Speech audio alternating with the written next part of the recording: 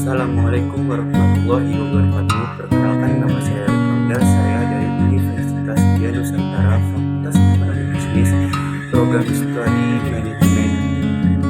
Di sini saya akan mempresentasikan mengenai manajemen strategi yang berjudul Strategi Organisasi Bisnis yang dipimpin oleh Bapak Dr. Udin Prasad, SEMM. Baiklah, kita simak videonya.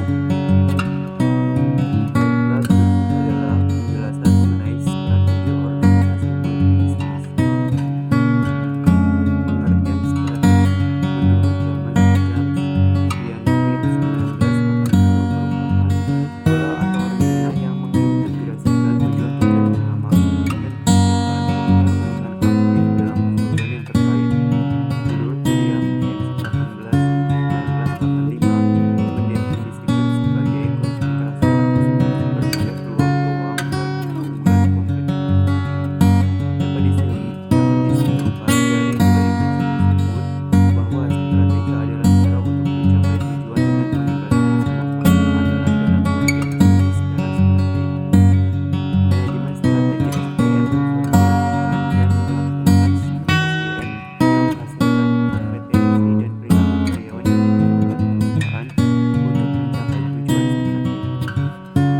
dan perilaku karyawan yang dibutuhkan perusahaan untuk mencapai tujuan strategi. Perusahaan multibisnis. Perusahaan multibisnis adalah perusahaan yang memiliki dan mengelola lebih dari satu bisnis. Sedangkan strategi multibisnis adalah perusahaan yang dijalankan oleh perusahaan yang memiliki dan mengelola lebih dari satu perusahaan. Strategi tingkat bisnis adalah serangkaian komitmen dan tindakan yang terintegrasi dan berkoordinasi yang dirancang untuk menyediakan nilai kepada para pelanggan dan mendapatkan keunggulan kompetitif dengan mengeksploitasi dan kompetensi-kompetensi inti dari pasar produk individual dan spesifik. Sedangkan strategi tingkat unit bisnis adalah strategi yang digunakan untuk mencapai tujuan dari setiap unit bisnis seperti unit bisnis layanan, produk, divisi ataupun anak perusahaan. Fungsi manajemen strategi bagi perusahaan. Yang pertama, memberikan arah jangka panjang yang akan dituju. Yang kedua, memberikan perusahaan atau organisasi beradaptasi pada perubahan-perubahan yang terjadi. Yang ketiga, membantu atau membuat perusahaan atau organisasi lebih aktif. Yang keempat, mengidentifikasi keunggulan-keunggulan komparatif suatu perusahaan atau organisasi dalam lingkungan yang semakin beresiko. Dan yang terakhir, aktivitas yang tumpang tindih akan dikurangi. Menetapkan arah strategi. Langkah pertama manajemen puncak dalam proses perumusan strategi adalah menetapkan arah strategi organisasi, meliputi visi misi dan nilai-nilai yang dikembangkan dalam organisasi. Identifikasi lingkungan. Perencanaan perlu mengidentifikasi faktor-faktor lingkungan bisnis yang relevan dengan kondisi perusahaan saat ini dan melakukan analisa tentang kekuatan, kelemahan, peluang, dan tantangan dalam lingkungan.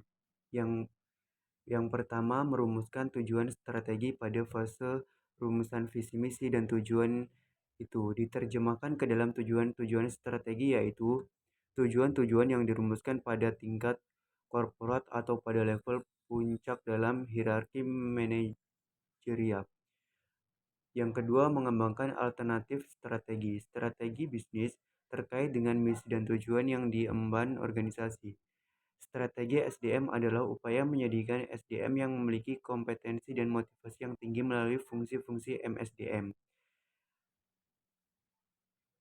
Yang ketiga, memilih strategi. Strategi bisnis yang dirancang memilih bersifat intended. Strategi yaitu strategi dalam tatanan konseptual yang dirumuskan oleh manajer puncak melalui proses pengembalian. Yang kelima, implementasi strategi dan evaluasi. Proses ini meliputi kegiatan-kegiatan menghubungkan harapan dengan organisasi orang-orang, peningkatan kinerja, dan mengevaluasi efektivitas strategi. Faktor-faktor atau pilar yang harus dipertimbangkan dalam proses implementasi. Yang pertama, desain tugas. Yang kedua, struktur organisasi. Yang ketiga, kompensasi. Yang keempat, sistem. Yang kelima, proses. Yang keenam, teknologi. Semua faktor tersebut termasuk program pelatihan dan pengembangan perlu dipertimbangkan agar strategi dapat diterapkan dalam kegiatan sehari-hari secara efektif. Hambatan dalam implementasi. Keberhasilan organisasi menjalankan bisnisnya tergantung pada keberhasilan orang-orang dalam organisasi mengimplementasikan strategi, baik pada tingkat korporat, fungsional, maupun pada tingkat operasional. Prever 1998 mengemukakan bahwa keberhasilan itu datang dari proses penghantaran nilai kepada customer. Kemampuan menghantarkan nilai itu timbul dari konsepsi apa yang diinginkan customer dan dari konsepsi bagaimana mengorganisasikan dan mengelola orang-orang untuk memproduksi nilai tersebut. Faktor-faktor potensial yang menjadi penghambat: lemahnya kepemimpinan, proses komunikasi internal organisasi kurang efektif, kapasitas pembelajaran individu rendah.